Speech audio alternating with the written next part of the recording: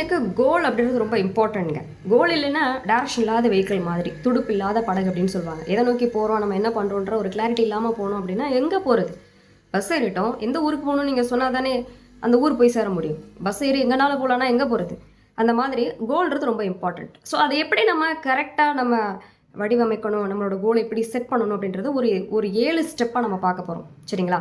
First வந்து கோல் வந்து கிளியராக இருக்கணுங்க. Clear goal is most important. கிளியர்ன்றதை விட specific goal is most important. சரிங்களா? நம்ம வந்து சில பேர் கேட்டிங்கன்னா, நான் பெரிய ஆளாகணும், நான் நிறைய சம்பாதிக்கணும் அப்படின்னா என்ன? நான் சக்ஸஸ்ஃபுல்லான பர்சனாக, உங்களோட சக்ஸஸ்ன்றது என்ன? நீங்கள் எப்படி ஆக்சுவலி சக்ஸஸ்ன்றது நீங்கள் உங்களோட அந்த லிமிடேஷன் நீங்கள் எங்கே வச்சுருக்கீங்க, எதை நீங்கள் சக்ஸஸ் வச்சுருக்கீங்க? சில பேருக்கு மாதம் 20,000 சம்பாதிச்சாலே ரொம்ப பெரிய சக்ஸஸாக நினைப்பாங்க. சில பேருக்கு ₹1,00,000 சம்பாதிக்கிறது பெரிய விஷயம். சில பேருக்கு க்ரோஸ் கணக்கில் டர்ன் ஓவர் பண்ணுறது பெரிய விஷயம். உங்களோட சக்ஸஸ்ன்றது என்ன? உங்களோட லிமிடேஷன் என்ன? அப்போ அந்த ஒரு கிளியர் ஸ்பெசிஃபிக் கோல் கண்டிப்பாக இருக்கணும். இந்த இத்தனை ₹1,00,000 நான் மாதம் சம்பாதிக்கணும், இந்த மாதிரியான ஒரு வீடு கட்டணும், இந்த மாதிரியான ஒரு பொசிஷனுக்கு நான் போகணும், இந்த ஜாபுக்கு நான் போகணும். ஸோ அந்த மாதிரி ஸ்பெசிஃபிக்காக நாங்கள் ஃபிக்ஸ் பண்ணும்பொழுது தான் அந்த கோல் வந்து கரெக்டாக அலைன் ஆகும். So clear goal is most important. அதான் ஃபஸ்ட்டு ஸ்டெப். செகண்ட் வந்து எழுதணும். நீங்கள் நினைக்கிறதுன்றது வந்து அது விருப்பத்தின் பேரில் தான் இருக்கும். அது வந்து ஒரு விஷாக தான் இருக்கும். அது எப்போ வந்து கோலாக கன்வெர்ட் ஆகும்னா நீங்கள் எழுதும் பொழுது மட்டும் தான். 42% உங்கள் மைண்ட் வந்து அலைன் ஆகுன்றாங்க எழுதும் பொழுது. அப்போ நீங்கள் அதை வந்து எழுதுங்க. ஆக்சுவலாக உங்களுக்கு என்ன வேணும், இது பெருசா சின்னதா, முடியுமா முடியாதா, அதெல்லாம் செகண்ட் தாட். அதுக்கெலாம் நீங்கள் போகாதீங்க. உங்களுக்கு வேணுமா எழுதுங்க ஃபஸ்ட்டு. அதை வந்து எழுதுங்க ஃபஸ்ட்டு. என்ன உங்களுக்கு உங்களோட கோல் என்ன எழுதுங்க. தேர்ட் வந்து டெட்லைன் ஃபிக்ஸ் பண்ணுங்க. நிறைய பேர் வந்து டெட்லைன் ஃபிக்ஸ் பண்ணக்கூடாது, அது ஒருவேளை நீங்கள் அடைய முடியாமல் போயிடுச்சு அப்படின்னா டவுன் ஆகிடும் மைண்ட் அப்படின்னு. ஆக்சுவலாக அப்படிலாம் ஒன்றுமே இல்லைங்க. நீங்கள் டெட்லைன் ஃபிக்ஸ் பண்ணணும்ல. இப்போ அதுக்காக நீங்கள் வந்து அதை வந்து அச்சீவ் பண்ண முடியாத அளவுக்கு பண்ணக்கூடாது. இப்போ ஒரு விதை போட்டிங்கன்னா, விதை போட்டு அந்த மரமாக வளர்கிறதுக்கு என்ன ஒரு கால அளவு உங்களுக்கு தேவைப்படுன்னு உங்களுக்கு தெரியும். இன்றைக்கி விதை போட்டு நாளைக்கே எனக்கு பழம் வேணுன்ற மாதிரி நம்ம பண்ண முடியாது இல்லையா? அது மாதிரி உங்களோட கோல் உங்களுக்கு தெரியும் இல்லையா?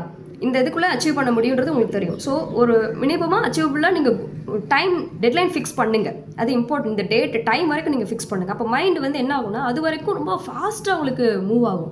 அந்த எனர்ஜியை வந்து அடுத்தடுத்த லெவலில் உங்களுக்கு ஈஸியாக எடுத்துகிட்டு போயிடும்.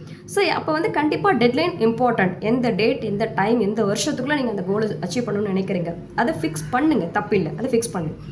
அதுக்கு அடுத்து 4th ஸ்டெப் என்ன பண்ணால், ஸ்டெப் பை ஸ்டெப்பாக பிரேக் டவுன் பண்ணுங்கள். பெருசாக பார்த்தா தான் உங்களுக்கு பெருசாக தெரியும். நீங்கள் அந்த இதுக்கு அந்த ஒரு கோல் செட் பண்ணிக்க. இப்போ வந்து ஒரு 1 crore நீங்கள் வீடு கட்டணும் அப்படின்னு ஃபிக்ஸ் பண்ணிங்கன்னா, ஈச் அண்ட் எவ்ரி மந்த் உங்களோட டார்கெட் என்ன, அந்த கோல், அந்த ஸ்டெப் பை ஸ்டெப்பாக அதுக்கான நீங்கள் என்ன முயற்சி நீங்கள் பண்ணணும், அந்த ஸ்டெப்பை நீங்கள் போடும் பொழுது உங்கள் மைண்ட் வந்து இன்னைக்கானது இவ்வளவு, நாளைக்கு 1 மந்த்துக்கு இவ்வளவு. அப்போ உங்கள் மைண்ட் ரொம்ப ஈஸியாக அதை அச்சீவ் பண்ணுறதுக்கு உங்களுக்குள்ளேயே அந்த கான்ஃபிடன்ட் வளர்றதை நீங்கள் பார்க்க முடியும். ஸோ இப்போ ஸ்டெப் பை ஸ்டெப்பாக அந்த கோலை வந்து பிரேக் டவுன் பண்ணி அதுக்கான ஆக்ஷன் நீங்கள் போட பாருங்கள். அடுத்து நீங்கள் என்ன பண்ணணும்னா, டெய்லி ஆக்ஷன் மோஸ்ட் இம்பார்ட்டன்ட்ங்க. ஆக்சுவலாக நீங்கள் கோல் செட் பண்ணிட்டீங்க, அதுக்காக எந்த முயற்சியும் நீங்கள் பண்ணலன்னா எப்படி ஒர்க் அவுட் ஆகும்?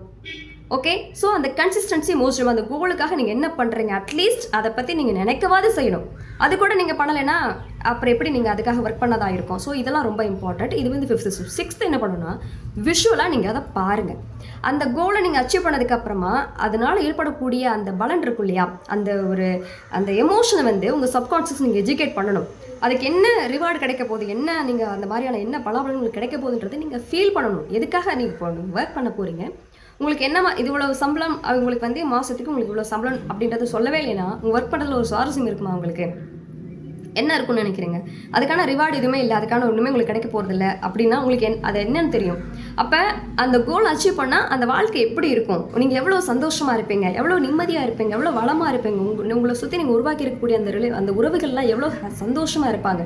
அதை வந்து உங்களோட மனசுக்கு நீங்கள் எஜுகேட் பண்ணணும். எனக்கு இந்த மாதிரியான ஒரு வாழ்க்கை எனக்கு வேணும், நான் இப்படிலாம் வாழணும்னு ஆசைப்படுறேன்றதை நீங்கள் அதை எஜுகேட் பண்ணும்போது தான் அதை நோக்கி நீங்கள் போகணுன்னே ஆசைப்படுவீங்க. உங்கள் மனசு வந்து அதுக்கான முயற்சிகளை அதுக்கான வாய்ப்புகளை அதை தேட ஆரம்பிக்கும். அப்போ நீங்கள் அதை எஜுகேட் பண்ணுங்கள்.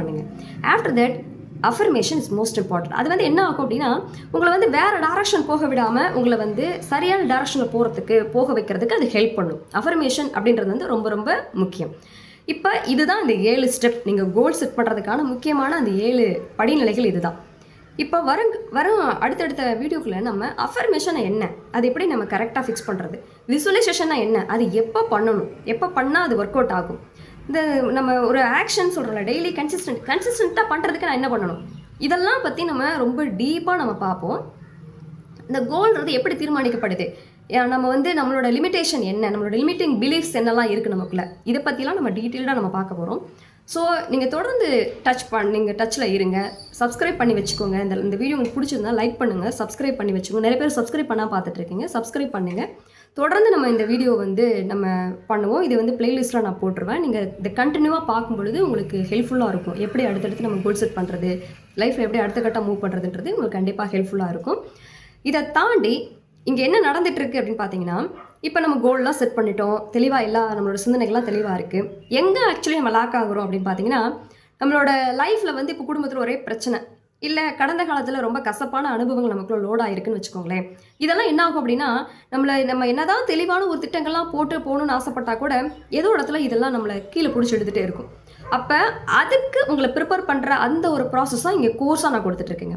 இப்போ ஒரு குடும்பத்தில் ஒரு சண்டை, இப்போலாம் பார்த்தீங்கன்னா கணவன் மனைவி பிரச்சனையை தாண்டி இப்போ பெற்றோர்களுக்கும் பிள்ளைகளுக்குமான பிரச்சனைகள் ரொம்ப ஜாஸ்தியாக இருக்குது. லாஸ்ட்லாம் பார்த்தீங்கன்னா இந்த லாஸ்ட் மந்த்லலாம் நிறைய நம்மகிட்ட கமிட்டான அந்த செஷன்ஸ் எல்லாமே எப்படி இருந்ததுன்னா, பேரண்ட்ஸ்க்கும் குழந்தைங்களுக்கு, அம்மாவுக்கும் பொண்ணுக்கும், அது டீனேஜ் குழந்தைங்களை வச்சுருக்க குழந்தைங்க ரொம்ப பாவங்க. வச்சுருக்கக்கூடிய பேரண்ட் ரொம்ப பாவம். இப்போ இருக்க இந்த காலகட்டத்தில் மக்கள் குழந்தைங்க நிறைய கற்றுக்குறாங்க, நிறைய தெரிஞ்சுக்கிறாங்க. அன்வான்டான விஷயங்கள்லாம் ரொம்ப முன்னாடியே அவங்க தெரிஞ்சுக்கிறாங்க. அப்போ நிறைய கிளாஷ் ஆகுது. பேரண்ட்டோட எதிர்பார்ப்பு ஒன்றா இருக்குது, குழந்தைங்களோட எதிர்பார்ப்பு ஒன்றா இருக்குது. நிறைய கிளாஷ் ஆகுது, நிறையா பிரச்சனைகளோடைய. அப்போ இந்த மாதிரியான மனநிலை இருக்கும்போது அவங்க என்ன தான் கோல் செட் பண்ணாலும் தன்னோட குழந்தை தன்னோட கண்ட்ரோலில் இல்லாத போது அவங்களோட மனநிலை ஆட்டோமேட்டிக்காக டவுன் ஆகுது. இது எப்படி கரெக்ட் பண்ணுறது, இந்த ரிலேஷன்ஷிப் எப்படி நம்ம இந்த பாண்டிங் எப்படி கரெக்ட் பண்ணிக்கிறது அப்படின்றத நம்ம கோர்ஸாக டிசைன் பண்ணி கொடுத்துட்ருக்கோங்க. அதே மாதிரி சப்கான்ஷியஸ் நெகட்டிவ் எமோஷன்ஸ், இப்போ நிறைய எதிர்மறையான எண்ணங்களோட உங்கள் மனசு அலைப்பாயுது, அதை பற்றின விஷயங்கள் அதிகமாக லோட் ஆயிடுச்சு.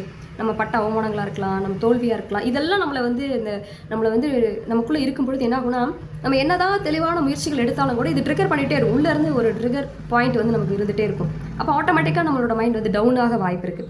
அப்போ ஆல்ரெடி இருக்கிற லோடை எப்படி கிளியர் அவுட் பண்ணுறது, அந்த ஆல்ரெடி இருக்கக்கூடிய அந்த எதிர்மறையான எண்ணங்களை எப்படி பிரேக் டவுன் பண்ணுறது, ஓவர் கம் பண்ணுறது அப்படின்ற அந்த எஜுகேஷன் இருக்கும்.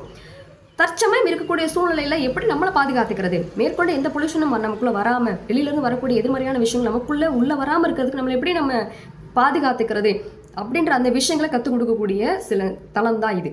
இங்கே பிராணி ஹீலிங் மூலமாகவும் நம்ம கொடுக்கக்கூடிய கைடன்ஸ் மூலமாகவும் உங்களை நீங்கள் எப்படி பாதுகாத்துக்கலாம், நீங்கள் போட்ட அந்த கோல் செட்டப் நோக்கி நீங்கள் ட்ராவல் பண்ணுறதுக்கு எதெல்லாம் தடையாக இருக்கோ அந்த தடையிலேருந்து நீங்கள் எப்படி பாதுகாத்துக்கிறது அப்படின்ற எஜுகேஷன் அந்த கோர்ஸில் இருக்குங்க. அப்புறம் ஹெல்த் எப்படி கரெக்டாக மெயின்டைன் பண்ணுறது, இதெல்லாம் இந்த கோர்ஸில் நம்ம கொடுத்துருக்குறோம். மணி அப்படின்றது தான் நம்ம பிரச்சனை நினச்சிட்டு இருக்கோம். அதை எப்படி ஈஸியாக அட்ராக்ட் பண்ணுறது, நம்ம அதை அட்ராக்ட் பண்ணுறதுக்கு என்ன பண்ணால் மணி நம்மக்கிட்ட வரும் அப்படின்ற எஜுகேஷன் நம்மக்கிட்ட இருக்குது. மணி அட்ராக்ட் பண்ணுறதுக்கு நம்ம எங்கெல்லாம் பிளாக்ஸ் இருக்குது, எங்கெல்லாம் நம்ம மைனஸ் ஆகிட்டு இருக்கோம். நிறைய பேர் இந்த மணின்றது எனர்ஜின்றதே புரியாமல் நிறைய தவறுகள் பண்ணிகிட்டு இருப்பாங்க. அதனாலேயே அந்த மணி வர்றதுன்றது அவங்களுக்கு ரொம்ப பெரிய ஒரு பிரச்சனையாக இருக்கும். அந்த ஒவ்வொரு மாதமும் கடந்து போகிறதே அவங்களுக்கு ஒரு பெரிய டார்கெட்டாக இருக்கும். அதை முடிக்கிறதுக்குள்ளே அவங்க அப்பாடா அப்படின்ற மாதிரி ஆகிடும். ஸோ அதில் இருந்தெல்லாம் நீங்கள் எப்படி உங்களை நீங்கள் வெளியே கொண்டு வர்றது, எப்படி சுலபமாக, வளமாக, நிம்மதியாக, சந்தோஷமாக வாழ்க்கை எடுத்துகிட்டு போகலாம், health wise, relationship wise, money wise, business wise, இதெல்லாம் உங்களை எப்படி இதிலிருந்து எல்லாம் உங்களை எப்படி கரெக்டான ட்ராக்கில் கொண்டு போகிறது அப்படின்றதான் அந்த பயிற்சியில் கொடுக்கப்படுதுங்க. ஸோ இந்த விஷயங்களில் உங்களுக்கு அலைன்மெண்ட் தேவைப்படுது அப்படின்னா கீழே இருக்க நம்பருக்கு வாட்ஸ்அப் பண்ணுங்கள், உங்களுக்கு ஃபுல் டீட்டெயில்ஸ் கொடுப்பாங்க. Okay, thank you so much. இது வரைக்கும் பொறுமையாக அந்த வீடியோ கேட்டதுக்காக ரொம்ப நன்றி. உங்களுக்கு டவுட் இருந்ததுன்னா நீங்கள் கேட்கலாம். உங்களோட கோல் என்ன ஆக்சுவலாக அப்படின்றத நீங்கள் கீழே கமெண்ட் பாக்ஸில் மென்ஷன் பண்ணுங்கள். அது சார்ந்த சில விஷயங்களும் நம்ம கேட்போம். வேறு ஏதாவது கேள்விகள் இருந்தாலும் நீங்கள் போஸ்ட் பண்ணலாம். அது சார்ந்த விஷயங்களும் நான் கண்டிப்பாக உங்களுக்கு ஆன்சர் நான் பண்ணுவேன். நன்றி, தொடர்ந்து பயணிப்போம்.